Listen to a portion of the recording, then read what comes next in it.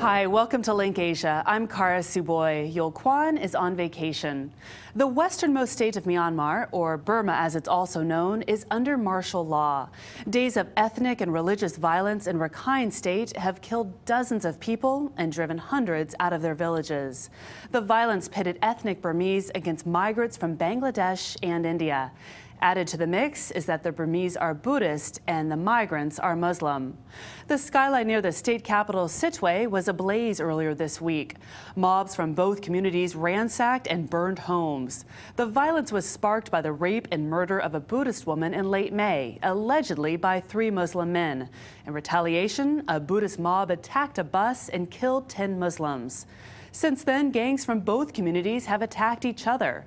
Some reports say 21 have died. Others claim there are more than 100. The government has reinforced the police and called in the army. Hundreds of Muslims have tried to escape to neighboring Bangladesh, but the Coast Guard there won't let them in. To help us understand the root causes of the violence and whether it threatens the Burmese reform process, we have Professor Thun Myint from Carleton College in Minnesota. Professor Myint is a Burmese exile and teaches political science.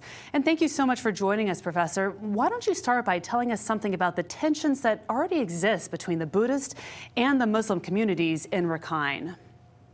At the communal level and ethno-communal relation level, yes, it has been a long history of, so to speak, struggle between different ethnic groups and also the religious groups inside Burma, especially the Burmese Muslim groups and the majority Buddhist Burmese people.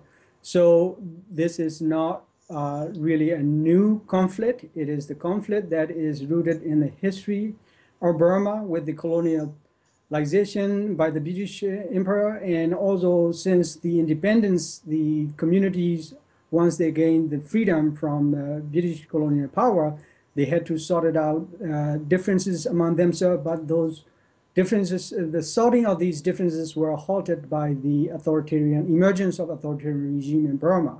So the authoritarian regime basically somewhat controlled these potential conflicts under their authoritarian rules. And now with the transition to democracy, with the opening of news media and opening of freedom of expression to some extent, these conflicts begin to surface in Burmese politics.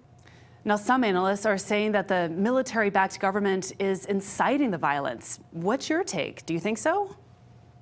Within the military-controlled civilian government now, there are their own former generals and their relatives and elites who used to work with the military regime in the past had accumulated certain wealth. And although at the same time some of the Burmese Muslims who are also in the Rakhine state has accumulated some of the wealth as well. So I think local politics here is creating some of the friction between the business leader who were a part of the military regime to some extent in the past, and business leader who are a part of the Burmese Muslim community in Rakhine state. So they may be creating somewhat political conflicts to eliminate one another. From what we've seen, Burmese media, including social media, seems to be stoking the violence by taking sides against the Muslims and even using the equivalent of the N-word to describe the Muslims. Have you seen this, and would you agree?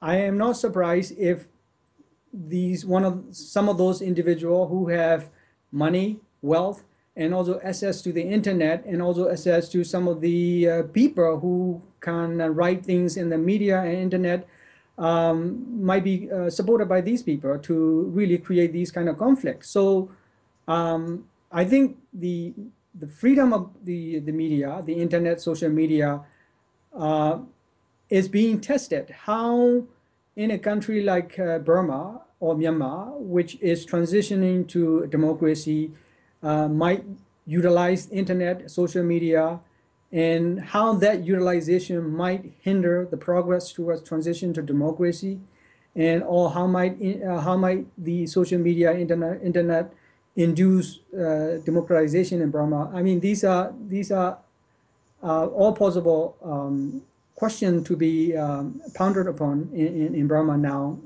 Great, thank you so much. Toon Myint is a Burmese exile and a professor of political science at Carleton College. You can learn more about him on our website.